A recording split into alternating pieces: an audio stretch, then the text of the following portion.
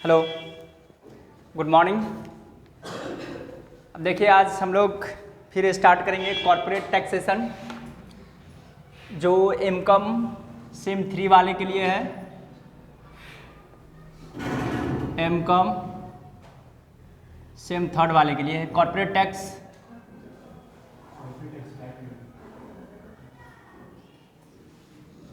ठीक है, और ये काफ़ी वीवीआई टॉपिक भी है और ये वीवीआई चैप्टर है, क्योंकि इससे क्वेश्चन अक्सर रहता ही है, तो इसलिए हम लोग को अच्छे से समझना है। तो देखिए, आप लोग को जिनके पास क्वेश्चन नहीं होगा हम स्क्रीनशॉट दे दे रहे हैं ताकि आप लोगों के पास क्वेश्चन चला जाए। तो देखेंगे ये इलस्ट्रेशन नंबर जो 3 है, ये इलस्ट्रेशन नंबर 3 है, शायद आप लोगों के पास दिखाई दे रहा होगा। इसका आप जीरोक्स स्क्रीनशॉट ले लेंगे।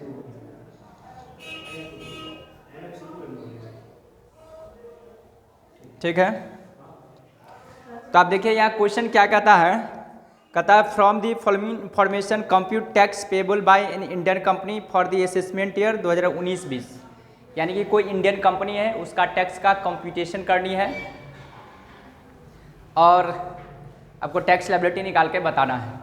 ठीक है, तो शायद हम टैक्स का जो रेट वगैरह है उस पर ऑलरेडी डिस्कस कर चुके हैं कि किस आइटम पे कितना टैक्स का रेट है।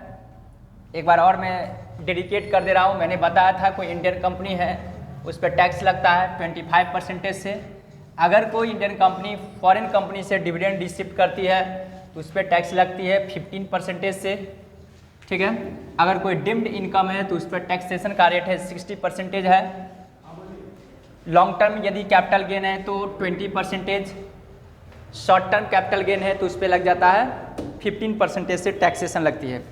तो यहाँ देखेंगे क्वेश्चन में है business income turnover financial year में दिया हुआ आज लेस देन कहता 250 करोड़।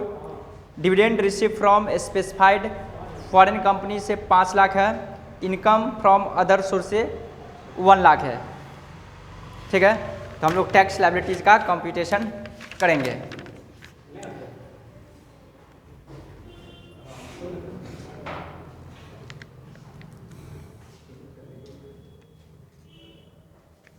तो आप देखेंगे यहाँ पे लिखते हैं इलस्ट्रेशन नंबर 3 है।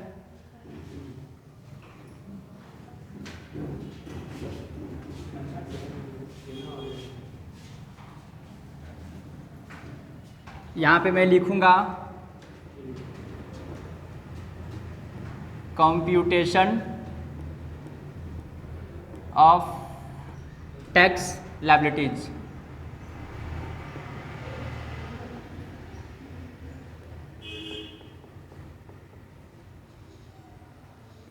तो सबसे पहले होगा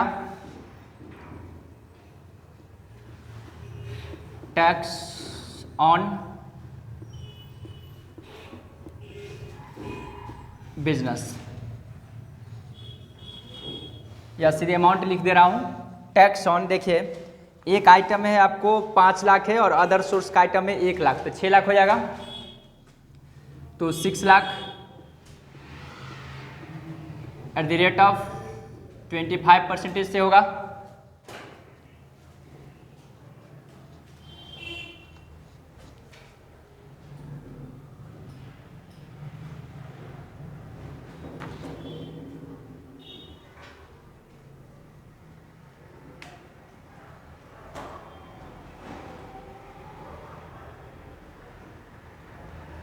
तो 25% से हो जाएगा।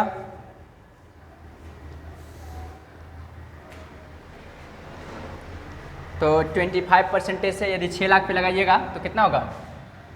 1.5 लाख ना, 1,50,000। उसके बाद है tax on dividend.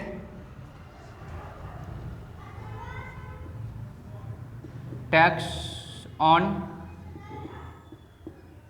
Dividend, dividend कितना का था? डिविडेंड था, डिविडेंड का इनकम था आपको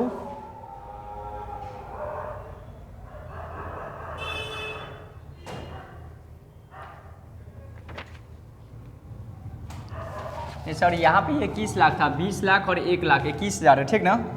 इसको 21 लाख कर दीजिएगा। 2 3 4, चूँकि 5 लाख था डिविडेंड था, ठीक ना। तो 21 लाख का 25% कितना होगा? 5 लाख 25,000 होगा। 5,25,000 होगा। टैक्स ऑन डिविडेंड ये है 5 लाख का अमाउंट है, एट द रेट ऑफ 15% से मैंने बताया था, तो 15 पचे 75,000 होगा। ठीक है, यहाँ तक समझ रहे होंगे। तो ये हो गया आपको 6 लाख 2 3 4 6 लाख हो गया। उसके बाद मैं ऐड करूँगा, ऐड सरचार्ज, तो सरचार्ज नील होगा, क्योंकि मैंने बताया था यदि कोई इंडियन कंपनी का टोटल यदि इनकम होगा कितना 1 करोड़ से एभव, तो उस पर एट द रेट ऑफ 7% से लगती है सरचार्ज। यदि 1 करोड़ 10 करोड़ से एभव होगा तो 12% से लगती है। तो यहाँ पे टोटल इनकम 1 करोड़ से कम ही है, क्योंकि एक इनकम कितना है 21 लाख और एक 5 26 लाख हो रही है इनकम। ठीक है, तो ये नील हो गया। उसके बाद होगा add health and education cess at the rate of 4% है। इसका 6 लाख का 4% कितना होगा? 6 चौक 24, 24,000 होगा। इसको मैं ऐड कर दूंगा तो 6,24,000 ये हो गया आपको tax liabilities, tax liabilities of company को इतना टैक्स पे करना पड़ेगा। ठीक है, इससे स्पष्ट है कि ये क्वेश्चन बहुत सिंपल था। अब देखेंगे, हाँ, इलस्ट्रेशन नंबर 4 देखेंगे। आप लोग को स्क्रीनशॉट दे रहे हैं, ये काफ़ी VVI क्वेश्चन है।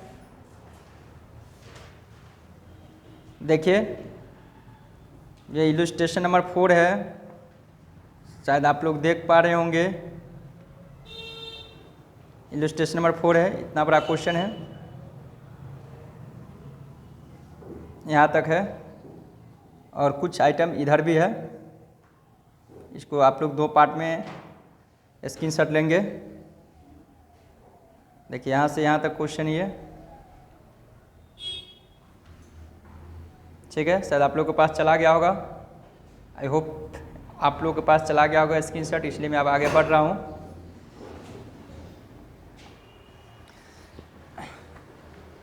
तो आप देखेंगे यहाँ पे, शायद हम लास्ट क्लास में डिस्कस किए थे कि यदि कोई कंपनी जो टैक्स का कंप्यूटेशन करती है, जैसे अभी हम यहाँ पे टैक्स का कंप्यूटेशन करेंगे, इसको कंप्यूटेड टैक्स बोलेंगे। अगर वो अंडर सेक्शन एक है 115 JB के अकॉर्डिंग आएगा, ठीक है, JB के अकॉर्डिंग, मतलब बुक प्रॉफिट का 18.5%। इन दोनों में जो बड़ा होगा वो कंपनी को उतना टैक्स पे करना पड़ेगा, ठीक ना। तो इस क्वेश्चन में क्या है, सबसे पहले आपको टोटल इनकम भी निकालना पड़ेगा, क्योंकि इससे पहले जो क्वेश्चन था उसमें टोटल इनकम निकाल करके हम लोग को दिया हुआ था। लेकिन यहाँ पे क्या करना होगा, टोटल इनकम भी निकालना पड़ेगा। तो टोटल इनकम कैसे निकाला जाता है, लास्ट चैप्टर में भी हम लोग पढ़े थे कि जो भी प्रॉफिट दिया हुआ एज पर प्रॉफिट एंड लॉस अकाउंट के अकॉर्डिंग, उसमें हम लोग क्या करते हैं, डिसअलाउड एक्सपेंसेस को ऐड कर देते हैं। तो डिसअलाउड एक्सपेंसेस क्या है, उसको भी पहले मैंने डिस्कस करवा दिया था। जैसे कोई भी प्रोविज़न है, कोई भी फंड है, ठीक है, या कोई ऐसा एक्सपेंसेस है जो बिजनेस से रिलेटेड नहीं है, इन सारा इन एक्सपेंसेस को ऐड कर देंगे और इसमें से क्या करेंगे, डिसअलाउड इनकम को लेस कर देंगे, ठीक है। तो टोटल इनकम हम लोगों को निकल जाएगा। तो देखिए 4th नंबर में कुछ इसी तरह क्वेश्चन है, हम लोग सॉल्व कर रहे हैं। तो एक पहले तो फॉर्मेट बनाना पड़ेगा। पेज नंबर भी मैं लिखवा दे रहा हूँ, इलस्ट्रेशन नंबर 4 है, पेज नंबर आपको है 126 है, टोटल इनकम ऑफ कंपनी, इस चैप्टर के नेम है, तो एक फॉर्मेट में बना रहा हूँ छोटा सा।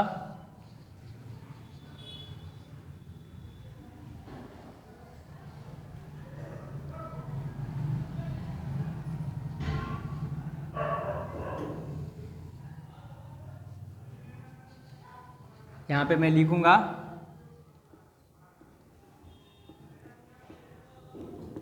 कंप्यूटेशन ऑफ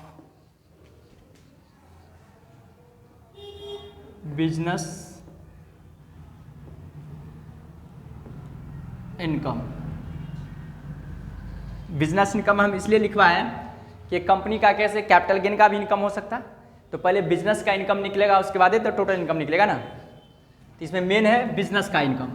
यहाँ पे मैं लिखूंगा अमाउंट, यहाँ पे पार्टिकुलर,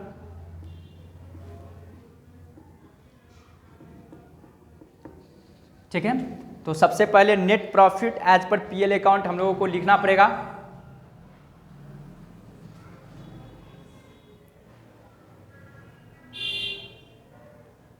नेट प्रॉफिट एज पर पीएल अकाउंट। तो यहां पे मैं लिख रहा हूं नेट प्रॉफिट एज पर पीएल अकाउंट। देखिए आपको 2.5 लाख दिया हुआ है। उसके बाद मैं ऐड करूंगा,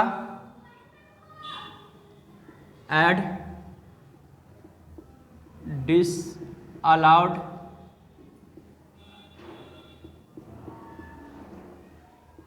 एक्सपेंस। तो आप देखिए डिसअलाउड एक्सपेंस में कौन कौन सा एक्सपेंसेस है। देखिए एक्सपेंस रिलेटेड टू बिजनेस, ये तो होना ही चाहिए। चेंज इन इन्वेंटरी ये भी है। अदर एक्सपेंस में प्रोविजन फॉर कंटीजेंट लायबिलिटी है, provision for diminution in value of assets, dividend distribution tax, ये सारा का सारा डिसअलाउड है। क्योंकि प्रोविजन है तो ऐसे भी डिसअलाउड हो जाती है, प्रोविजन लगा हुआ। तो सबसे पहले मैं लिखूंगा इन 3 item, provision for contingent liabilities, provision for contingent liabilities. ये कितना अमाउंट है? 40,000। उसके बाद कहता है provision for diminution in value of assets, provision for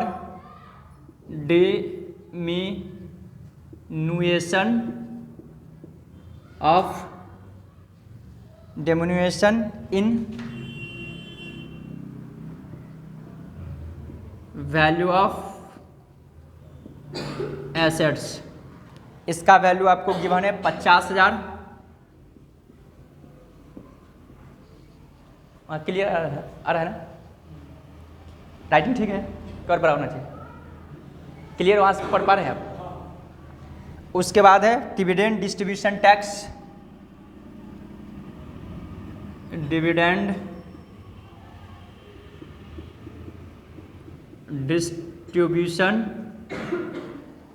distribution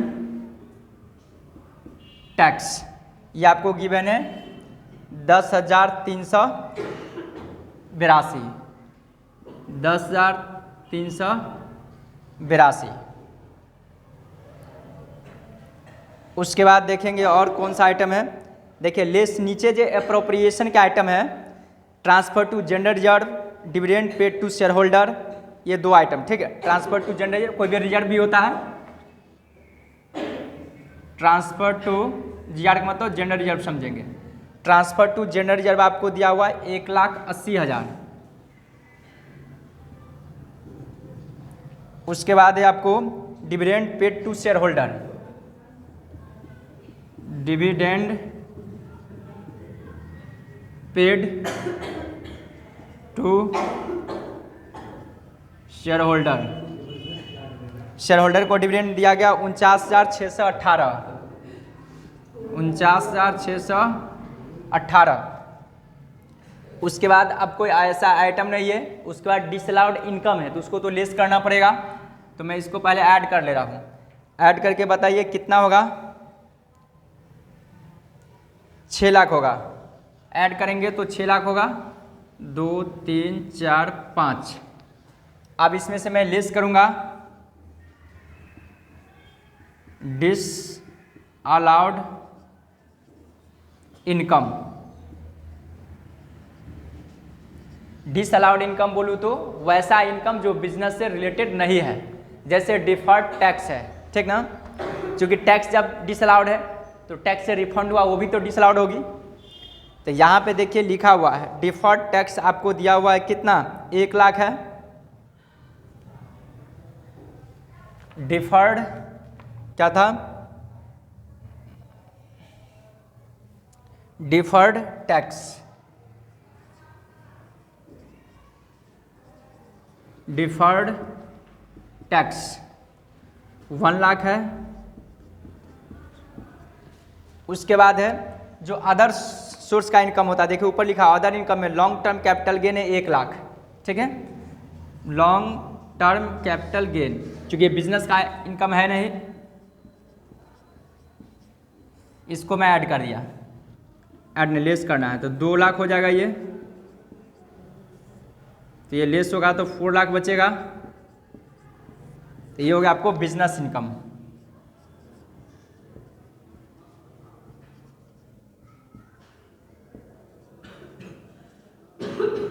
ये हो गया आपको बिजनेस इनकम, ठीक है। बिजनेस का इनकम कंप्यूटेशन करके ये आया। तो देखिए आप क्या करेंगे, यहाँ समझिएगा थोड़ा अच्छा से कॉन्सेप्ट के साथ। बिजनेस का इनकम पर टैक्स लगेगा, कंपनी के पास लॉन्ग टर्म कैपिटल गेन है उस पर भी टैक्स लगेगा, लेकिन कंपनी के पास अदर इंफॉर्मेशन में दिया हुआ है ऑन एब्जॉर्ब डेप्रिसिएशन। तो हमेशा याद रखेंगे ऑन एब्जॉर्ब डेप्रिसिएशन सबसे पहले अलाउड कर लिया जाता है, घटा लिया जाता है, तो उस पर टैक्स लगाया जाता है। तो पहले ऑन एब्जॉर्ब डेप्रिसिएशन को लेस कर लेंगे, फिर कैपिटल गेन का इनकम होगा, अगर उससे नहीं एडजस्ट होगा, ठीक ना, तो क्या करेंगे लॉन्ग टर्म कैपिटल गेन से ऑन एब्जॉर्ब डेप्रिसिएशन को लेस कर लेंगे। फिर भी नहीं होगा तो कैरी फॉरवर्ड कर देंगे ऑन एब्जॉर्ब डेप्रिसिएशन, तो टोटल इनकम मेरा क्या आ जाएगा? नील होगा, तो टैक्स भी नील आ जाएगा। उसके बाद क्या होगा? तो ये कंप्यूटेशन करके नील आ जाएगा, तो उससे काम नहीं चलने को है। तब फिर क्या करेंगे? कंपनी को निकालेंगे बुक प्रॉफिट। तो बुक प्रॉफिट निकालेंगे तो देखेंगे कि कितना आया कंपनी को बुक प्रॉफिट, ठीक ना। बुक प्रॉफिट का 18.5% से टैक्स लगाएंगे, वहाँ कुछ ज़्यादा आएगा तो उतना ही टैक्स को पेमेंट करना होगा। क्योंकि ये नील हुआ तो इससे ज़्यादा वो हो गया। हम बताए थे कि कंप्यूटेड टैक्स लायबिलिटीज और अंडर सेक्शन 115 JB के अकॉर्डिंग जो बुक प्रॉफिट पे जो टैक्स लगती है उन दोनों में जो बड़ा होता है वो किसी भी कंपनी को टैक्स को पेमेंट करनी पड़ती है, ठीक है। यहाँ तक समझ गए? तो अब हम इस पर टैक्स का कंप्यूटेशन कर रहे हैं। तो देखिए यहाँ पे कंप्यूटेशन ऑफ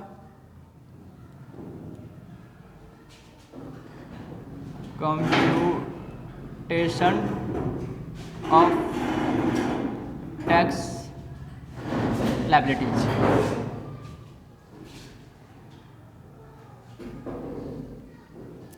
तो देखिए बिजनेस इनकम,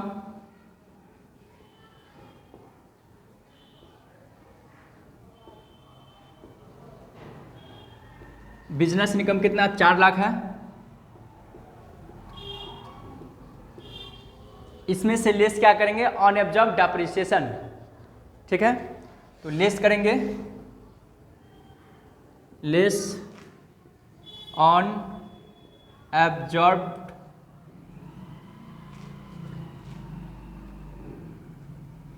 डेप्रिसिएशन।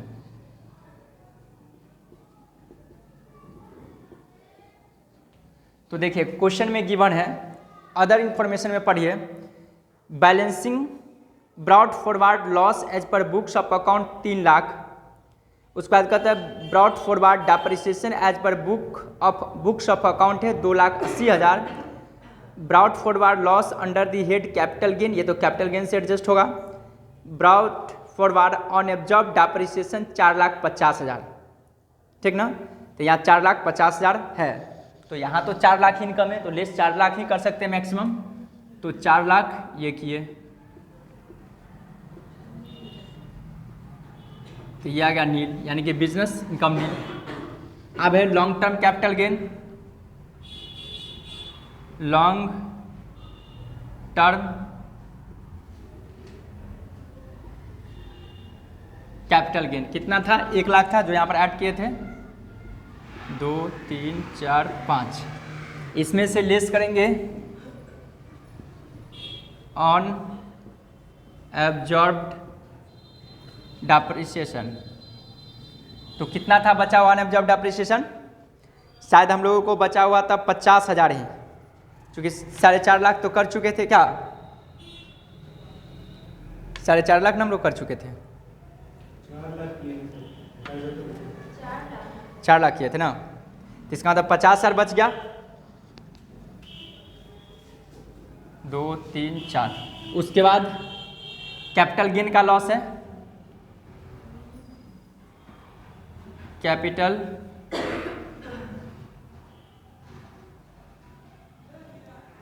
लॉस, ये 50,000 ही तक जाएगा, क्योंकि 60,000 है ये, तो क्योंकि जितना लॉस होगा उतना ही हम भरपाई कर सकते हैं इनकम से। तो ये हो गया नील। इसका अंदर टैक्स लायबिलिटीज भी नील होगा।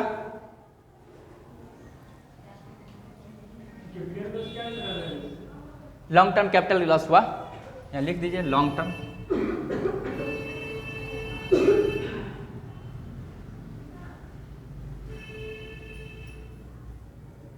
जिसे होता है लॉन्ग टर्म कैपिटल गेन, एक लॉस, तो लॉस देखिए नीचे दिया हुआ है, BF करके दिया ना, मतलब brought forward loss under the head capital gain computed as पर इनकम टैक्स एक्ट 60,000 है, लेकिन हम लोग 1 ही लाख तक नहीं एडजस्ट कर सकते हैं, क्योंकि मेरे पास इनकम 1 ही लाख है, इसलिए क्या हो जाएगा, टैक्स लायबिलिटी आपको नील बनेगा, क्या, तो ये टोटल इनकम भी नील हो जाएगा हम लोगों को।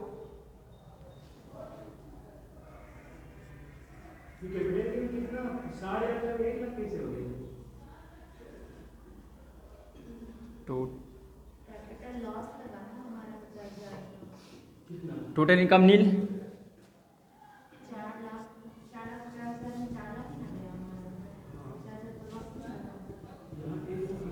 टैक्स लायबिलिटीज भी नील होगा। देखिए यहाँ पर ऐड किए थे ना लॉन्ग टर्म, देखिए प्रॉफिट एंड लॉस में दिया हुआ, देखिए अदर इनकम करके सबसे ऊपर देखिए लॉन्ग टर्म कैपिटल कितना 1 लाख है, और लॉस ना 60,000 है, क्या, तो 60,000 लॉस है, 60,000 भरपाई करते, लेकिन हमारे पास बच रहा है 50,000 ना, देखिए ऑन एब्जॉर्ब्ड डेप्रिसिएशन 50,000 एडजस्ट कर लिए, तो यहाँ तो इनकम 1 लाख है, तो 1 ही लाख तक ना करेंगे। अब कहिए 50,000 कहाँ चल जाएगा, 10,000 तक कैरी फॉरवर्ड कर देंगे, नेक्स्ट ईयर का जब कैपिटल गेन का इनकम होगा उससे एडजस्ट कर लेंगे। हाँ ये 50,000 में डाले तो फिर 1 लाख, ये दोनों मिला के क्या किए, ये दोनों मिला करके लेस कर दिए, देखिए लेस न लिखा है, दोनों मिला के 1 लाख करके तो नील कर दिया। हाँ नील हो गया, हाँ क्योंकि लॉस को लेस न कीजिएगा, डेप्रिसिएशन क्या है, एक्सपेंसेस है, एक्सपेंस को लेस किया जाता है, 4 लाख वहाँ मैनेज किए, 50 यहाँ मैनेज, हाँ ठीक है, तो 4.5 लाख चला गया, ठीक है, यहाँ तक क्लियर है। अब हम लोग को बुक प्रॉफिट निकालना पड़ेगा, ठीक है। अब बुक प्रॉफिट अंडर सेक्शन, इसको मिटा दे, इसको नोट कर लिए होंगे, नहीं किए नोट, ठीक है नोट कीजिए। तो अब देखिए अब हम लोग को कंप्यूटेशन करना होगा बुक प्रॉफिट, क्या लिखते हैं, कंप्यूटेशन ऑफ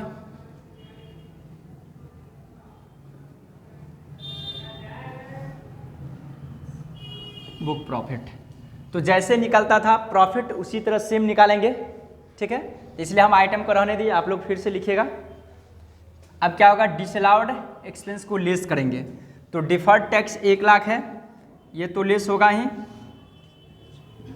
यहाँ पे सिर्फ डिफरेंस क्या है, देखिए यहाँ पे long term capital gain less नहीं करेंगे, बात को जरा समझिए। देखिए लॉन्ग टर्म कैपिटल गेन यहाँ पे इसलिए लेस नहीं करेंगे, वहाँ क्या निकालते थे, लैंग्वेज से पकड़िए, बिजनेस इनकम, तो वहाँ long term capital gain other source का इनकम था ना, मतलब कि बिजनेस इनकम के अलावा कोई दूसरे हेड का इनकम था, इसलिए डिसअलाउड था, उसको लेस कर दिए। लेकिन यहाँ पर क्या निकालते हैं, बुक प्रॉफिट, मतलब कंपनी का टोटल प्रॉफिट निकालें, चाहे वो किसी भी हेड से इनकम हो, बात को जरा समझिए। तो यहाँ पर लॉन्ग टर्म कैपिटल गेन को लेस नहीं करेंगे। अब सिर्फ लेस यहाँ पर एक डिफरेंस क्या होगा, जो बुक प्रॉफिट में लॉस आया था वो, और एज पर अकाउंटिंग के हिसाब से जो लॉस आया था, जो दोनों में छोटा होगा उस अमाउंट को हम लोग लेंगे। तो यहाँ देखिए दिया होगा, देखिए ऊपर में दिया हुआ बैलेंसिंग फॉरवर्ड लॉस एज पर बुक्स ऑफ अकाउंट 3 लाख और बैलेंसिंग फॉरवर्ड डेप्रिसिएशन एज पर बुक्स ऑफ अकाउंट 2,80,000। जो दोनों में छोटा होगा उसको लेंगे। तो यहाँ पर लिखते हैं less brought forward loss as पर बुक्स ऑफ अकाउंट, ठीक है। और दूसरा था बुक्स ऑफ अकाउंट और एक था दूसरा डेप्रिसिएशन एज पर बुक्स ऑफ अकाउंट एंड और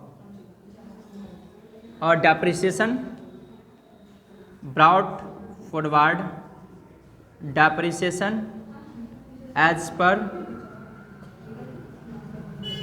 books of account whichever is lower, which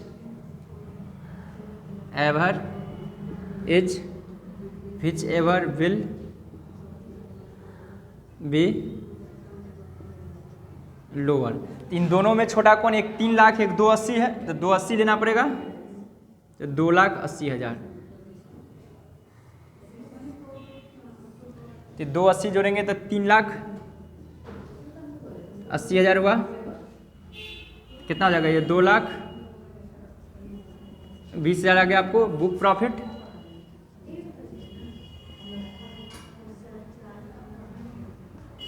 book profit ये हुआ, ठीक है। अब निकालेंगे इस पर टैक्स, ठीक ना। इस साइड हम मिटा रहे हैं।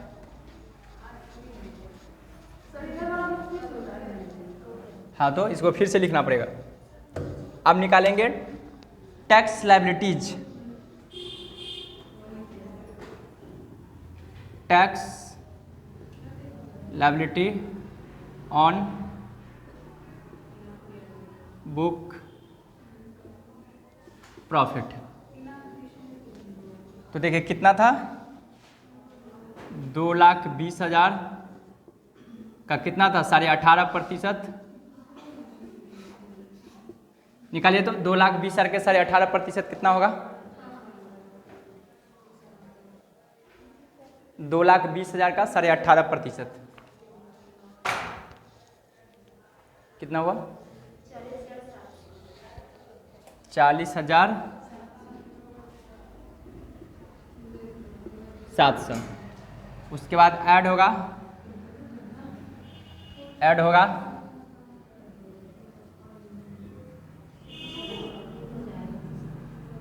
सरचार्ज, ये तो नील है। उसके बाद ऐड होगा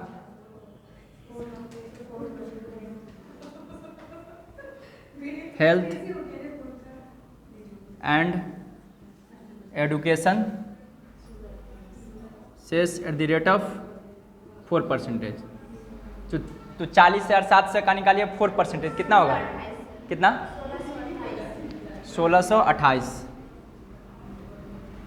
ये कितना हो जाएगा? यानी कि 42,000 कितना होगा? 328। ये होगा टैक्स लायबिलिटीज। यहाँ पर लिखेंगे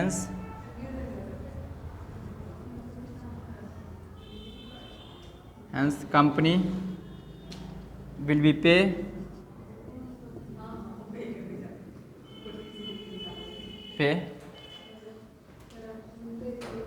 42,000